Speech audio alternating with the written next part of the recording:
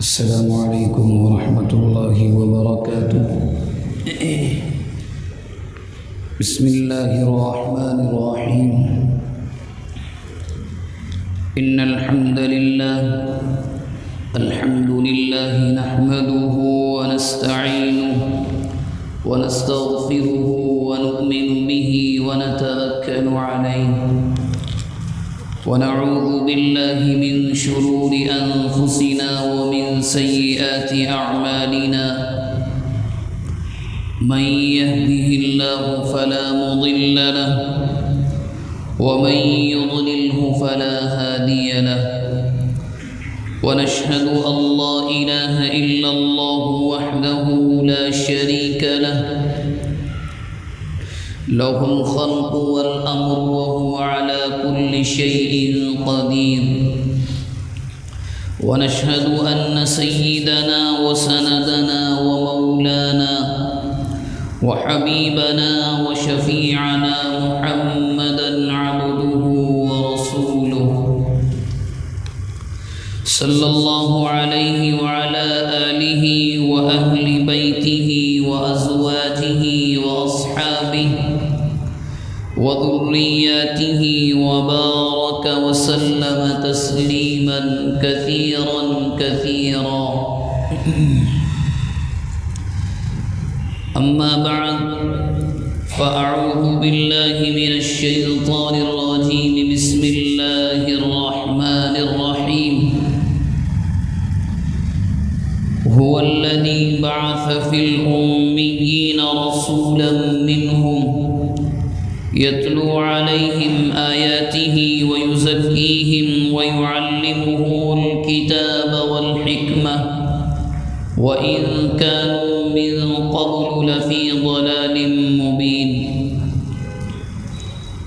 وقال سبحانه وتعالى: ألم يجدك يتيما فآوى ووجدك ضالا فهدى ووجدك عائلا فأغنى فأما اليتيم فلا تقهر وأما السائل فلا تنهر. وقد قال النبي صلى الله عليه وآله وسلم: أنا خاتم النبيين لا نبي بعدي. وقال عليه الصلاة والسلام: بعثت لأتمم مكارم الأخلاق، أو كما قال النبي صلى الله عليه وآله وسلم. اللهم صل على محمد النبي الأمي وعلى آله وسلم تسليما. اللهم صل على محمد النبي الأمي وعلى آله وسلم تسليما. اللهم صل على محمد النبي الأمي وعلى آله وسلم تسليما.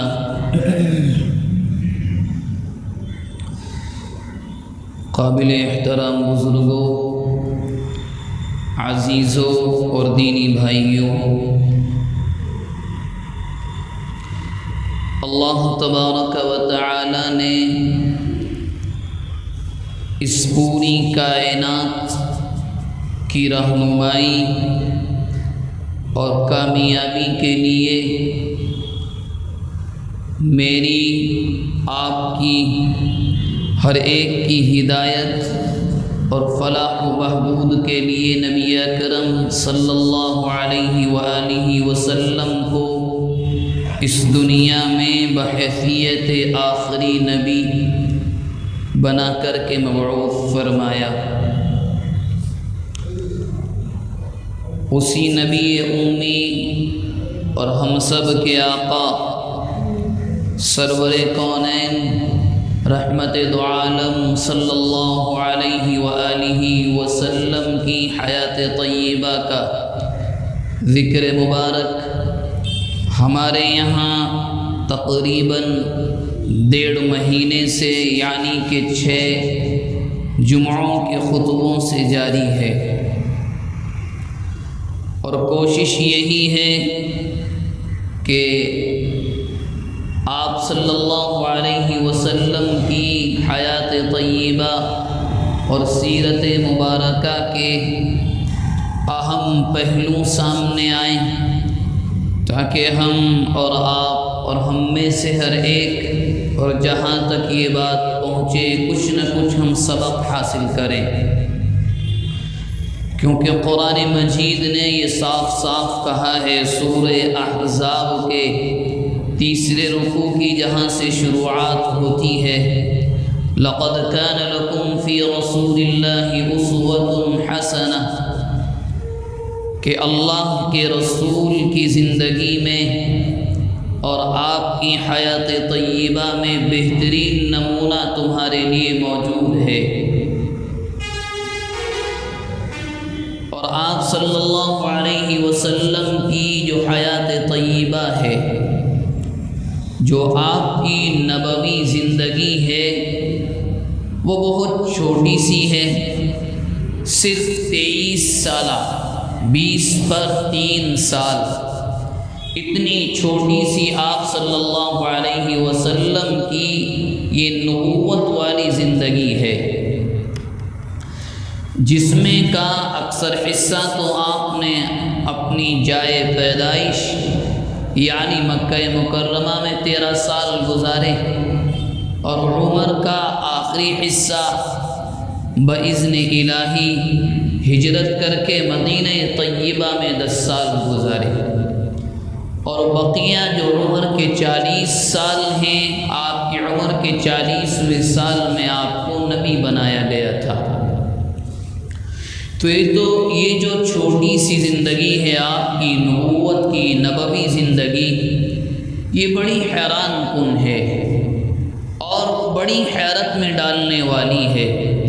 اتنی چھوٹی سی زندگی میں نمبر 1 تو یہ کہ قرآن مجید جیسی مقدس مبارک ایک اپنے آپ میں معجزہ، قیامت تک کے لیے ایک ایسی کتاب اللہ کے نبی کے قلب اطہر پر نازل کی گئی کہ جس جیسی کتاب نہ تو پہلے آئی اور نہ قیامت تک آنے والی ہے، اور اس کے ساتھ ساتھ اللہ کے نبی کی زندگی کے جہاں بہت سے معجزات ہیں، بہت سے انسانوں کو حیران کرنے والے کارنامے ہیں، آپ خود اندازہ کریں کہ 1.25 لاکھ صحابہ کرام کی جماعت کا تیار کرنا اور اس جماعت کی ایسی تربیت کرنا اور ان کو دین اسلام کے ایسے سانچے میں ڈھالنا، یہ بڑی عجیب بات ہے، اور یہ صرف کسی نبی کے ذریعے سے ہی دنیا میں وجود میں آ سکتی تھی جو آئی، اور آپ نے اپنے بعد ایک ایسی جماعت تیار کی جس نے دین کا 100% کما حق ہو اس کا حق ادا کر دیا، اور دنیا تک اللہ کے نبی علیہ السلام کا پیغام جو آپ نے صحابہ کرام سے فرمایا تھا بلغوا عنی ولو آیہ، اگر میرا کوئی پیغام چاہے ایک چھوٹی سی آیت تمہارے پاس ہو تو دنیا کو پہنچاؤ اور لوگوں کو بتلاؤ کہ میں کیا پیغام، کون سا پیغام، زندگی گزارنے کا کون سا طریقہ اللہ کی جانب سے لے کر کے آیا۔ تو بہرحال اسی نبوی زندگی کی داستان ہمارے درمیان چل رہی تھی، اور سابقہ ہفتے ہم اور آپ یہاں جا کر کے پہنچے تھے کہ اللہ کے نبی علیہ السلام قبیلے بنی سعد سے، یعنی جہاں آپ کو دودھ پلایا حلیمہ سعدیہ نے، وہاں رکھا تربیت ہوئی، جب واپس کر کے آئیں اور آپ کی والدہ کو واپس کر دیا، والدہ محترمہ مدینہ طیبہ جس کا نام اس زمانے میں مدینہ نہیں یثرب تھا، اور آپ کے ماموں کے یہاں لے کر گئی ننیحال میں، واپسی پر والدہ کا انتقال ہوا، اور اس کے بعد دادا کی تربیت میں رہنے لگے، دادا کا انتقال ہوا تو چچا کی تربیت میں آ گئے، چچا کی نگرانی میں آ گئے، اور اس سے پہلے یہ بات بھی آئی کہ جتنے واقعات ہوئے، جتنے مبشرات اشارات پیش آئے، والد کا انتقال، والدہ کا انتقال، دادا کا انتقال، قرآن مجید نے اس کی جانب بھی صاف صاف اشارہ کیا ہے، اور اس اشارے میں، اس آیت میں، اس پیغام میں یہ بات بتلائی گئی ہے کہ اللہ تبارک و تعالی یہ نہیں چاہتے تھے کہ دنیا یہ کہے کہ محمد پر تو ان کے والد کا اثر ہے، ان کی والدہ کی فلاعادت کا اثر ہے، ان کے دادا کی فلاعادت ہے، بلکہ اللہ دنیا کو یہ بتلانا چاہتے تھے کہ ہم نے آخری نبی کو ایک پاکیزہ خاندان سے چنا، ان کا سلیکشن ایک صاف ستھرے خاندان سے ہوا اور وہاں سے اٹھایا، اور ہم نے کیسے ان کو تربیت کے مراحل سے گزارا ہے۔ قرآن مجید کی آیت اس سے پہلے بھی میں نے آپ کے سامنے پڑھی ہے۔ قرآن نے کہا الم یجد کا یتیمن فآوا، آپ تو یتیم تھے، پناہ ہم نے دی، ہم نے تربیت کے تمام انتظامات کیے، اور قرآن نے پوری داستان کو بیان کیا ہے۔ تو اللہ کے نبی علیہ السلام چچا کی نگرانی میں، چچا کی پرورش میں رہنے لگے۔ جوان ہوئے تو دیکھا گھرانہ بڑا غریب ہے، ابو طالب قریش کے سردار ہیں، حاجیوں کی خدمت، زمزم پلانے یعنی سقایا کی ذمہ داری وہ بھی انہی کے کاندھوں پر ہے، جو آتا ہے، جو کماتے ہیں تجارت سے، تجارت کر کے وہ تمام کا تمام حاجیوں کی خدمت پر لٹا دیتے ہیں۔ اللہ کے نبی کے دل میں خدمت کا جذبہ پیدا ہوا، اور چچا کے پاس گئے، اچھا نہیں لگتا کہ آپ سب کچھ کریں، آپ کے بیٹے کریں، میں بھی ہاتھ بٹانا چاہتا ہوں۔ ابو طالب نے کہا نہیں، آپ تو میرے پاس امانت ہیں، آپ تو کسی کی امانت میرے پاس ہیں، آپ کو کسی چیز کی کمی ہم نہیں ہونے دیتے۔ اللہ کے نبی نے فرمایا میں یہ برداشت نہیں کر سکتا، تو کچھ بات چیت کر کے مکہ کے کسی مالدار گھرانے کی بکریوں کو اللہ کے نبی نے لیا، کچھ عوض پر، کچھ بدلے پر، کہ میں بکریاں چراؤں گا اور کچھ بدلہ مل جائے گا۔ اللہ کے نبی نے بکریاں چرانا شروع کی کچھ عوض کے بدلے میں، اور یاد رکھیں کہ بکریوں کا چروانا خالی اللہ کے نبی کی خصوصیت نہیں تھی اللہ کی جانب سے، بلکہ اس سے پہلے بھی انبیاء کرام سے یہ کام کروایا گیا۔ کس لیے؟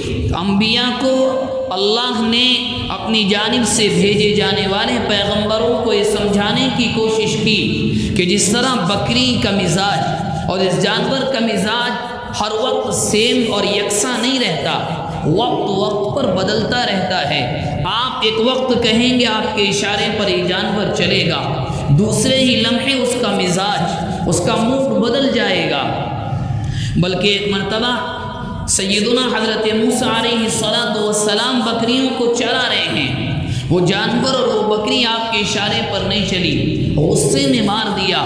اللہ کی جانب سے وحی آئی، اور جبرائیل علیہ السلام وحی لے کر آئے اور فرمایا موسیٰ ایک جانور نے آپ کی بات کو نہیں سنا، آپ کو غصہ آ گیا، آپ کا مزاج ترش ہو گیا، نرمی ختم ہو گئی۔ ذرا سوچو میری کائنات میں جتنے انسان بستے ہیں، زمین پر جتنے انسان رہتے ہیں، ان میں سے کتنے لوگ میری نافرمانی کرتے ہیں؟ وہ مسجد کو تو جاتے ہیں، ارادہ مسجد جانے کا کرتے ہیں مگر کہیں اور چلے جاتے ہیں، وہ ارادہ سچ بولنے کا کرتے ہیں مگر زبان جھوٹ بولتی ہے، وہ ارادہ صحیح معاملہ کرنے کا کرتے ہیں مگر مزاج ان سے بددیانتی کرواتا ہے، وہ ارادہ کرتے ہیں بہنوں کو وراثت دینے کا مگر دل اور خواہش نہیں مانتی۔ تو موسیٰ علیہ السلام سے اللہ نے کہا ایک جانور نے آپ کی بات کو نہیں سنا، آپ غصے میں آ گئے، ذرا سوچو تو میں تو مالک الملک ہوں، میں تو رب العالمین ہوں، اگر میں ایسے انسانوں کو سزا دینے پر آ جاؤں تو دنیا میں کون بچے گا؟ اور قرآن نے اس کو نقل کیا وَلَوْ يُؤَاخِذُ اللَّهُ النَّاسَ بِمَا كَسَبُوا مَا تَرَكَ عَلَى ظَهْرِهَا مِن دَابَّةٍ۔ قرآن کہہ رہا ہے اگر اللہ انسانوں کی کرتوت اور انسانوں کے اعمال کی بنیاد پر، انسانوں کے گناہوں کی غلطیوں کی بنیاد پر انسانوں کو یہی سزا دینا شروع کر دے، کوئی اس روئے زمین پر باقی نہیں رہے گا۔ تو بکریوں کے ذریعے سے اللہ کے نبی کی تربیت کروائی گئی۔ یہی زمانہ چل رہا ہے کہ مکہ مکرمہ کی شادی کسی فنکشن میں اللہ کے نبی نے کبھی کوئی شرکت نہیں کی، کبھی کوئی جھوٹی کہانیوں کی مجلس میں شرکت نہیں کی، کبھی کوئی موسیقی گانا بجانا نہیں سنا۔ ایک دن سنا مکہ مکرمہ میں کسی بڑے سردار کے یہاں شادی کا پروگرام ہے، شادی کا فنکشن ہے۔ اپنے ساتھی چرواہے سے کہا کل ذرا دن میں میری بکریوں کا خیال رکھ سکتے ہو؟ اس نے وعدہ کر لیا کہ ہاں ٹھیک ہے۔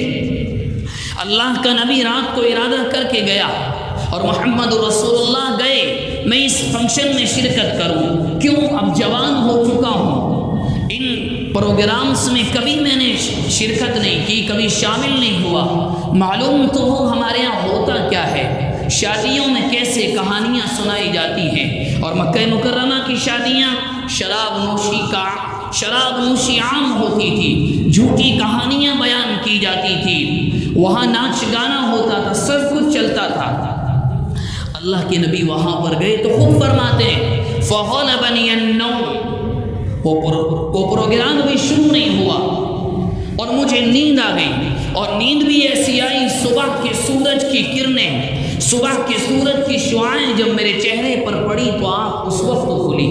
تو یہ اشارہ اس جانب تھا کہ محمد رسول اللہ جس چیز کو ہم آپ کی شریعت میں حرام کرنے والے ہیں، آپ اس میں شرکت کیسے کر سکتے ہیں، آپ کیسے جا سکتے ہیں؟ اور اللہ کے نبی آگے فرماتے ہیں کہ اگلے دن پھر میں نے کوشش کی، پھر اپنے ساتھی سے کہا ذرا رات نیند آ گئی تھی، تھکاوٹ یا کسی اور وجہ سے، میں دوبارہ آج کوشش کرنا چاہتا ہوں۔ اللہ کے نبی فرماتے ہیں پھر وہی ہوا، فَغَلَبَنِيَ النَّوْمُ، اچانک نیند آ گئی، سب چلے گئے اور سورج نکلا، اس کی کرنیں، اس کی شعاعیں چہرے پر پڑی تو آنکھ کھلی۔ یہ اشارہ صاف اس جانب تھا، جو چیز آپ کی شریعت میں ایسی ہے جس کی اجازت نہیں ہوگی آپ شرکت نہیں کر سکتے، اور یہی ہے اسلام نے صاف منع کیا ہے۔ موسیقی میوزک کی کوئی گنجائش ہمارے یہاں نہیں ہے۔ حالانکہ یہ بات الگ ہے کہ لوگ دعویٰ تو یہ کریں کہ ہم امتی ہیں نبی اکرم صلی اللہ علیہ وسلم کے، آپ سے محبت کرنے والے ہیں، آپ سے عشق کرنے والے ہیں، اور اس دعوی کی پول تب کھلتی ہے جب ہمارے یہاں مسلمان ہونے کے باوجود، ایک قرآن پر ایمان رکھنے کے باوجود، ایک اللہ کے نبی پر ایمان رکھنے کے باوجود، 5 وقتہ نمازوں میں اس بات کی گواہی دینے کے باوجود کہ الحمدللہ رب العالمین الرحمن الرحیم، اور اپنی زبان سے وہ خود یہ کہتے ہیں ایاک نعبد و ایاک نستعین، تو ہی تو ہے جس کو ہم پوجتے ہیں، تو ہی ہے جس سے ہم مدد مانگتے ہیں۔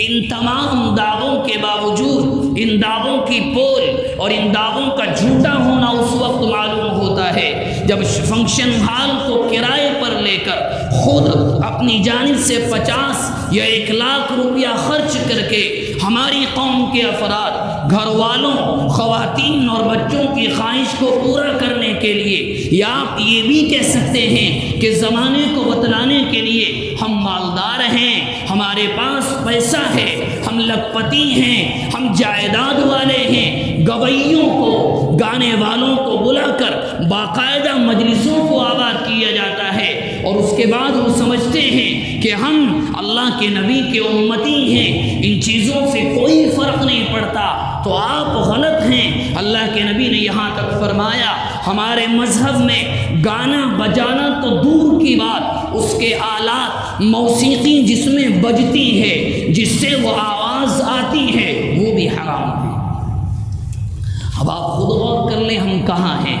اللہ کے نبی علیہ السلام نے 2 دن کوشش کی، دونوں دن نیند آ گئی، آپ سمجھ گئے، اور اس کے بعد آپ بکریاں چراتے رہے۔ یکدم حج کا زمانہ ختم ہوا تو ابو طالب نے ارادہ کیا کہ غربت ہے، چلو اس مرتبہ ملک شام کا سفر کرتے ہیں۔ تو وہ لوگ مکہ مکرمہ میں جو چیزیں بناتے تھے ان کو لے جا کر ملک شام کے بازار میں فروخت کرتے تھے۔ یہاں سے انہوں نے اسٹاک کیا، قافلہ تیار ہے۔ اللہ کے نبی کو خبر ملی کہ چچا تو بزنس کے سفر پر جا رہے ہیں، آئے اور آ کر کے چچا کے دامن کو پکڑ لیا جیسے ایک بچہ اپنے باپ کے دامن کو، جبے کے دامن کو پکڑ لیتا، تاریخ بیان کرتی ہے فَأَخَذَ بِعَمِّ ثَوْبِهِ، بیٹھ گئے میں بھی چلوں گا۔ چچا نے کہا آپ کیوں تکلیف اٹھاتے ہیں؟ آپ کی آسانی کے لیے تو ہم سفر تجارت پر جا رہے ہیں، تکلیف کی کیا ضرورت ہے؟ نہیں مانے تو ابو طالب بھی کہنے پر راضی ہو گئے، چلو آپ کو بھی ساتھ لے کر چلتے ہیں۔ یہ قافلہ چلا اور اللہ کے نبی علیہ الصلاۃ والسلام ساتھ ہیں۔ ابھی ملک شام کی سرحد میں یہ لوگ داخل ہوئے ہیں، اب اس قافلے کی انٹری ہوئی ہے۔ ایک گرجا تھا، عیسائیوں کی عبادت گاہ، اس کا پجاری کبھی بھی اس سے باہر، اپنی عبادت گاہ سے باہر نہیں نکلا۔ ابو طالب بیان کرتے ہیں میں نے بہت سے سفر کیے، وہ کبھی باہر نہیں آیا۔ اس دن اچانک وہ باہر آیا، قافلے نے قافلہ وہاں قیام کرتا تھا، ہماری جماعت نے قیام کیا، اور قیام کرنے کے بعد وہ پادری آتا ہے اور آ کر کہتا ہے آج ہم نے پاس کے گاؤں والوں کی اور آپ کی بھی دعوت کی ہے، آپ شرکت فرمائیں۔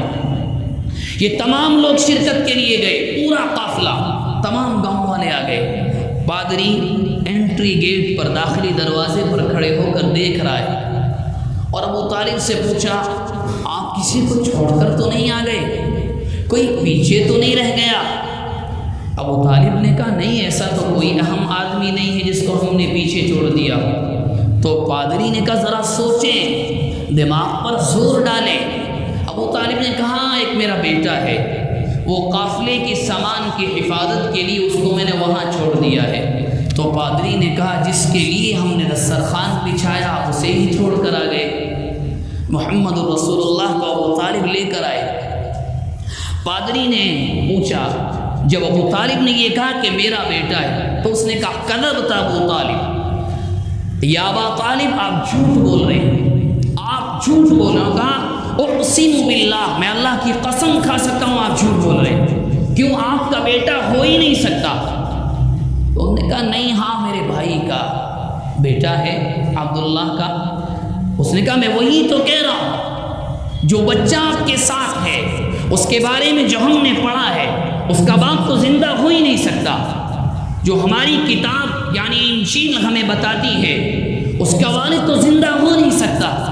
اللہ کے نبی کو لے کر آئے اور اس پادری نے اللہ کے نبی سے کہا اقسم باللہ والعزیٰ، ذرا غور کریں، یعنی اللہ کے نبی کی تربیت ہوئی ہے مکہ مکرمہ میں پکے بدعات، شرک و بت پرستی کے خاندان میں، اور پادری کیا کہہ رہا ہے اقسم باللہ والعزیٰ، محمد میں تمہیں تمہارے بت لات و عزیٰ کی قسم دیتا ہوں۔ اللہ کے نبی غصے میں آ گئے، آپ مجھے ان کی قسم دیتے ہیں، میں تو ان سے سخت دشمنی کرتا ہوں، جن بتوں کا آپ نام لے رہے ہیں سخت دشمنی ہے مجھے ان سے۔ آپ کے دل میں یعنی یہ دیکھیں، نہ کسی نے سکھایا نہ کسی نے بتلایا کہ اللہ تو ایک ہے، اور اللہ کے نبی کہہ رہے ہیں مجھے تو سخت دشمنی ہے جس کا نام آپ لے رہے ہیں میرے سامنے۔ ہاں، پادری نے کہا میں آپ کو اللہ کی قسم دیتا ہوں۔ تو اللہ کے نبی کہا تو ٹھیک ہے، اب آپ بات کریں۔ پادری نے پوچھنا شروع کیا، آپ نے خواب دیکھے؟ اللہ کے نبی نے بتلایا میں نے کیا کیا دیکھا، تمام نشانیاں دیکھی۔ پھر اس کے بعد کہا ابو طالب بچے سے اجازت لے لیں، اگر اجازت ہو، گستاخی نہ ہو، اور یا گستاخی ہو تو معاف فرمائیں، میں ذرا آپ کی کمر مبارک کو دیکھنا چاہتا ہوں۔ اللہ کے نبی نے کہا ٹھیک ہے، آپ نے اللہ کی قسم دی ہے، آپ نے اپنا کرتا یا جبہ جو بھی آپ نے لباس وہ چادر پہنی تھی اتار دیا، جو چیز پادری کو دیکھنی تھی وہ اس کو نظر آ گئی، یعنی مہر نبوت صلی اللہ علیہ وسلم۔ وہاں بال ابھرے ہوئے تھے، اس نے جب وہ دیکھا تو وہ ایک دم آپ کے قدموں پر گر پڑا اور آپ کے ہاتھوں کو چومنے لگا اور کہا میں قسم کھاتا ہوں یہ آپ نبی هذه الامہ، اس امت کے نبی ہیں۔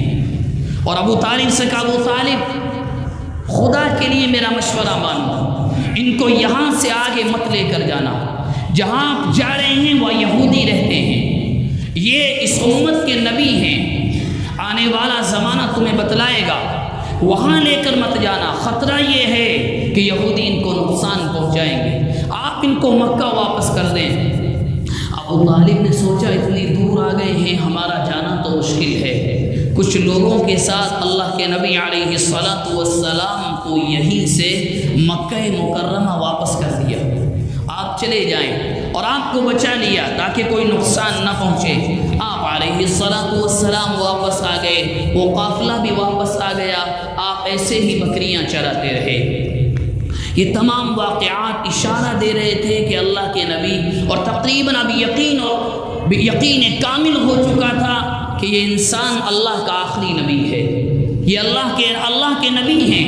ایسے ہی آپ چرا رہے تھے بکریاں، اور زمانہ گزرتا رہا، آپ کی عمر بھی تقریباً 20 پر 4 یا 3 سال، 23 یا 24 سال ہوئی۔ ایک خاتون تھی حضرت خدیجہ الکبریٰ رضی اللہ تعالی عنہا، ہم سب کی پہلی روحانی اماں جان۔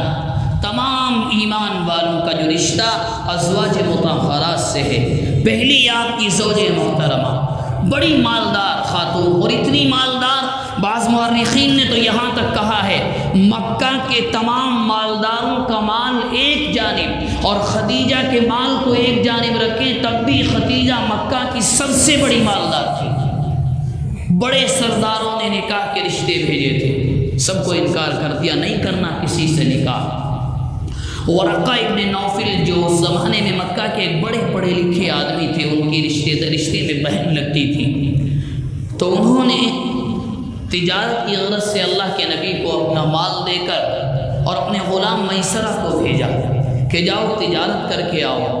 اللہ کے نبی کے سفر کے بارے میں خدیجہ رضی اللہ عنہ کے غلام بیان کرتے ہیں کہ میں نے ایسا انسان اس سے پہلے کبھی دیکھا ہی نہیں تھا۔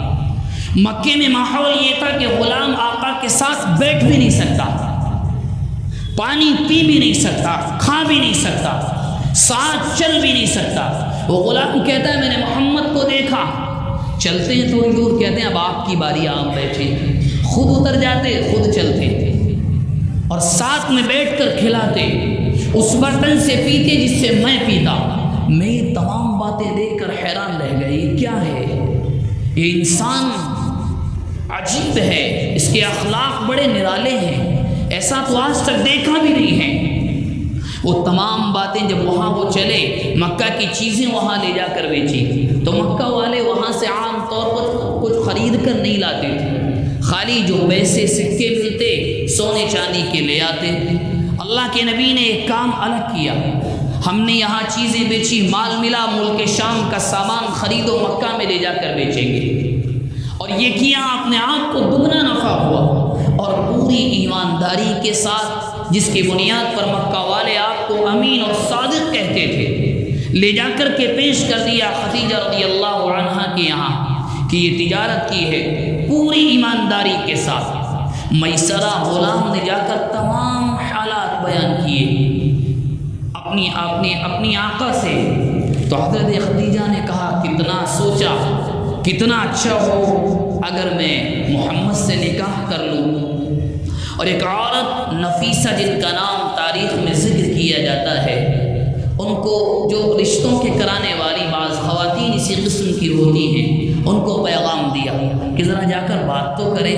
وہ اللہ کے نبی کے پاس آئیں اور آ کر کے کہا اللہ کے نبی آپ شادی نہیں کرنا چاہتے، جوان ہیں، خوبصورت ہیں، اچھا آپ کا نسب ہے، خاندان بڑا عالی۔ اللہ کے نبی نے کہا نفیسہ مجھ سے کون شادی کرے گا، 1 روپیے 1 سکے کا میں مالک نہیں، میں غریب ہوں، کون مجھے نکاح کا پیغام دے گا؟ تو نفیسہ نے کہا کیا اگر آپ کو نسب بھی بہترین ملے، خاندان بھی شاندار ہو، خاتون بھی اچھی ہوں، سردار ہوں، اور ساتھ میں مال بھی ملے، یعنی وہ مالدار خاتون ہیں، سب کچھ ملے، تو نفیسہ سے کہا ایسا کون کرے گا؟ تو انہوں نے کہا میں خدیجہ کی بات کر رہی ہوں، وہ آپ کے سلسلے میں ایسا ارادہ، نیک ارادہ رکھتی ہیں۔ یہ بات چیت ابو طالب تک پہنچی، اور نکاح کے لیے ابو طالب اور کچھ رشتہ دار گئے، اور انہوں نے ادھر سے ورقہ ابن نوفل اور دوسرے رشتہ داروں کو بلایا۔ ابو طالب نے اللہ کے نبی کا خطبہ نکاح پڑھا، اور یہ بھی غور کریں جو دنیا الزام لگاتی ہے اللہ کے نبی پر نعوذ باللہ خواہش پرست ہونے کا، خواہش کے تابع ہونے کا، اتنے زیادہ نکاح کرنے کا، حالانکہ ہر نکاح کی اپنے پیچھے کوئی نہ کوئی حکمت ہے۔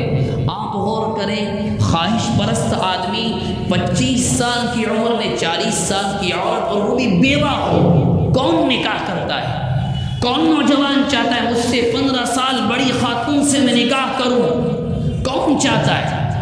کوئی بھی نہیں چاہتا، اور اللہ کے نبی نے وہ کیا۔ اور آپ کی تمام اولاد سوائے ایک بیٹے کے جن کی پیدائش ماریہ قبطیہ رضی اللہ عنہا کے بطن مبارک سے ہوئی، اس کے علاوہ تمام بچوں کی پیدائش یعنی 4 بیٹیاں اور ایک بیٹا حضرت خدیجہ الکبریٰ رضی اللہ تعالیٰ عنہ سے ہوا۔ اور اکابرین امت علماء محدثین یہاں تک بیان فرماتے ہیں کہ اتنی عقل مند خاتون، مردوں میں تو عقل مند بہت لوگ ہوئے مگر خواتین میں بہت کم عورتیں ایسی ہوئیں۔ مثال کے طور پر حضرت شعیب علیہ السلام کی وہ بیٹی جس نے کنویں پر حضرت موسیٰ علیہ السلام کو پہچانا، یہ اللہ کے نبی ہیں۔ اور اسی طرح دوسری خواتین بالکل اسی طرح حضرت خدیجہ رضی اللہ تعالیٰ عنہ عقل مند، اور ایسی خاتون جنہوں نے اپنا سب کچھ اللہ کے نبی پر لٹا دیا، عورتوں میں سب سے پہلے ایمان لانے والی، سب کچھ اللہ کے نبی پر قربان کر دیا۔ اتنا مال دنیا کی، مکہ مکرمہ کی اس زمانے کی سب سے بڑی مالدار خاتون، اس تمام مال کو اللہ کے نبی پر قربان کر دیا۔ اللہ کے نبی کو بھروسہ دینے والی، آپ کا سہارا بننے والی، آپ پر ایمان لانے والی ایک ایسی خاتون، یہاں تک آپ کا جب انتقال ہوا ہے، جس سال میں انتقال ہوا، اللہ کے نبی نے اس کا نام رکھا عام الحزن، یہ غموں کا سال ہے۔ آپ کے چچا کا انتقال بھی اسی سال میں ہوا، آپ کی زوج مطہرہ کا انتقال بھی اسی سال میں ہوا۔ 2 غموں کے پہاڑ اللہ کے نبی پر ایک ساتھ ٹوٹے تھے۔ اس سال کو سیرت کی کتابوں میں غموں کے سال سے یاد کیا جاتا ہے۔ اللہ کے نبی کو جو نکاح کا پیغام دیا گیا، ہمارے یہاں بھی اسلام نے کچھ اصول بیان کیے ہیں، کچھ رول بیان کیے ہیں کیسے نکاح کا پیغام دیا جائے، اور اس میں سب سے بڑی اہم بات یہ ہے کہ دین کو آپ نشانہ بنائیں، دین کو ٹارگیٹ کریں۔ کون سی خاتون دیندار ہیں؟ خدا کی قسم اگر نکاح مال کی بنیاد پر ہوگا، خوبصورتی کی بنیاد پر ہوگا، اعلیٰ نسب کی اور حسب کی بنیاد پر ہوگا، نکاح ہو تو جاتا ہے، نکاح کی برکتیں نہیں آتی، نکاح کے اندر جو محبتیں پیدا ہوتی ہیں وہ محبتیں نہیں آتی۔ ہاں اگر کسی اللہ کے بندے کا ارادہ ہو، کسی کا ارادہ ہو کہ میں اپنے بیٹے کے لیے فلاں خاندان میں رشتہ کروں گا، کیوں؟ گھرانہ بڑا دین والا ہے، بڑے نماز کے پابند ہیں، بڑے دین کے خیال رکھنے والے ہیں، آپ نے خود دیکھا ہوگا، ہم نے بھی دیکھا ہے، ان گھرانوں میں، ان نکاحوں میں اللہ کی جانب سے برکتوں کا نزول ہوتا ہے۔ جو باتیں کہی گئیں، سنی گئیں، دعا فرمائیں اللہ تبارک و تعالی اخلاص نیت کے ساتھ عمل کرنے کی توفیق و مرحمت فرمائے۔